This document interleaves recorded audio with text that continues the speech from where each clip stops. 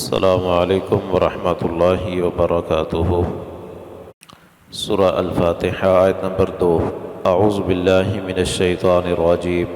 الرحمن الرحیم۔ الرحمن بہت مہربان، الرحیم نہایت رحم کرنے والا۔ یہ دونوں لفظ رحمہ سے ہیں، رحمت سے، را، حا اور میم۔ اس سے رحمت کا مفہوم وہ سمجھ میں آتا ہے۔ رسول اللہ صلی اللہ علیہ وسلم نے فرمایا، اللہ تعالیٰ نے ایک تحریر لکھی آسمان و زمین کو پیدا کرنے سے بھی پہلے، یعنی ساری مخلوقات سے بھی پہلے اللہ تعالیٰ نے ایک تحریر لکھی، اور وہ اللہ تعالیٰ کے ہاں عرش کے اوپر وہ تحریر موجود ہے، اور اس میں لکھا ہوا ہے ان رحمتی سبقت غضبی، میری رحمت میرے غضب پر حاوی ہے، یعنی رحمت زیادہ ہے اور غضب کم ہے۔ وہ ایک بڑی معروف بات ہے کہ جی اللہ تعالیٰ 70 ماؤں سے زیادہ پیار کرنے والا ہے، یہ بات غلط ہے۔ رسول اللہ صلی اللہ علیہ وسلم نے فرمایا، رحمت کے اللہ تعالیٰ نے 100 حصے بنائے ہیں، 100 درجے ہیں رحمت کے۔ ایک درجہ اللہ تعالیٰ نے ساری مخلوقات میں تقسیم کیا ہے، اور اس ایک رحمت کا جو ایک درجہ مخلوقات میں تقسیم ہوا، اس کی وجہ سے انسانوں کی باہم محبت ہے، تعلقات ہیں۔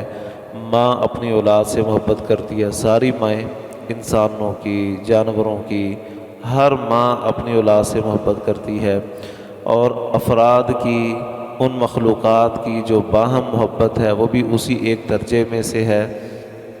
کہ یہ جو کچھ ہے نا وہ ایک درجہ ہے، باقی 99 درجے اللہ تعالیٰ نے اپنے پاس رکھے ہوئے ہیں، جو اللہ تعالیٰ قیامت کے دن اپنے بندوں پر تقسیم کرے گا۔ تو یہ 70 مائیں تو نہ رہیں، یہ تو کئی مائیں بن گئیں، ان کا احاطہ اور شمار ہی ممکن نہیں ہے جتنی اس حدیث میں اللہ تعالیٰ کی رحمت کا ذکر کیا نبی صلی اللہ علیہ وسلم نے۔ تو الرحمن، اس میں جس طرح لفظ اللہ یہ اللہ تعالیٰ کا خصوصی نام ہے، اس میں کوئی اور شریک نہیں ہے، بالکل اسی طرح صفت الرحمن یہ بھی اللہ تعالیٰ کے ساتھ خاص ہے، اللہ کے علاوہ کسی اور کے لیے یہ صفت بولنا جائز نہیں ہے۔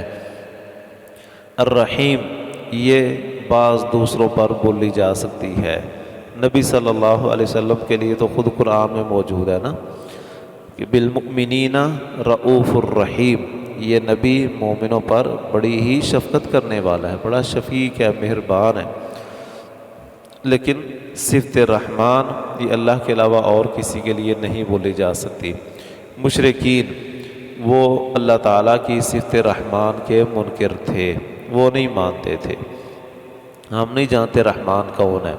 وہ حدیبیہ کے موقع پہ جو صلح نامہ تحریر کرنے لگے تھے، تو اس میں نبی صلی اللہ علیہ وسلم نے بسم اللہ الرحمن الرحیم لکھوایا تھا، تو اس وقت بھی انہوں نے اعتراض کیا تھا، ہم نہیں جانتے رحمان کون ہے، ہم تو صرف اللہ کو جانتے ہیں، تو اس لیے صرف بسمک اللہم لکھو۔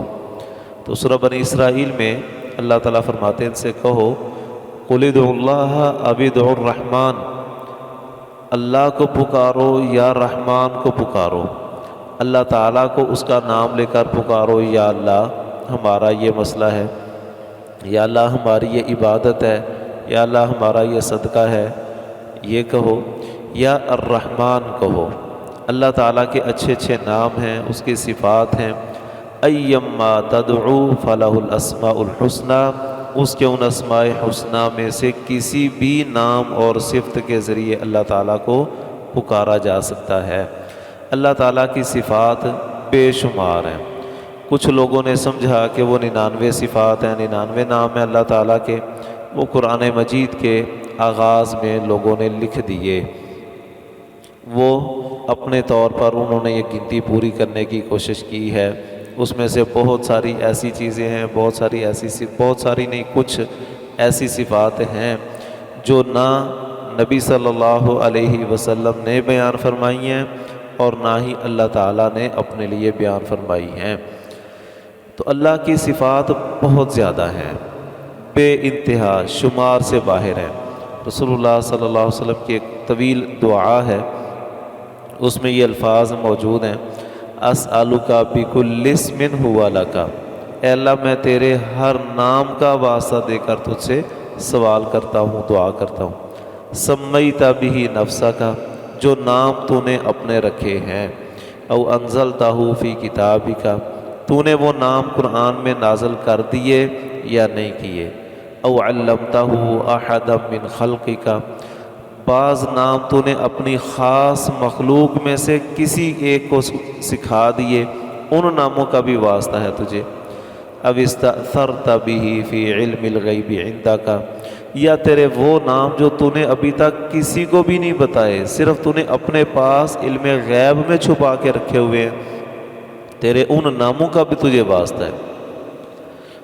ایک اور حدیث میں فرمایا نبی صلی اللہ علیہ وسلم نے، قیامت کے دن لوگ آئیں گے میرے پاس اور وہ آ کر سفارش کا کہیں گے، پیچھے آئیں گے آدم علیہ السلام کے پاس، پھر نوح، پھر ابراہیم، موسیٰ، عیسیٰ، ان سب سے ہوتے ہوئے آخر میں میرے پاس آئیں گے، تو میں جاؤں گا اور اللہ تعالیٰ کے عرش کے نیچے سجدہ شروع کر دوں گا، اور اللہ تعالیٰ کی تمام حمد کے کلمات کہوں گا، وہ جو مجھے ابھی آتے ہیں وہ بھی، اور وہ جو ابھی نہیں آتے اس وقت اللہ تعالیٰ مجھے القاء کرے گا، اور میں وہ ان کا واسطہ دے کر بھی اللہ تعالیٰ سے دعا کروں گا۔ تو اللہ تعالیٰ کی وہ صفات جو نبی صلی اللہ علیہ وسلم کو معلوم نہیں، اس وقت اللہ تعالیٰ سکھائے گا۔ تو اس سے معلوم ہوتا ہے اللہ تعالیٰ کی بہت سی صفات ہیں۔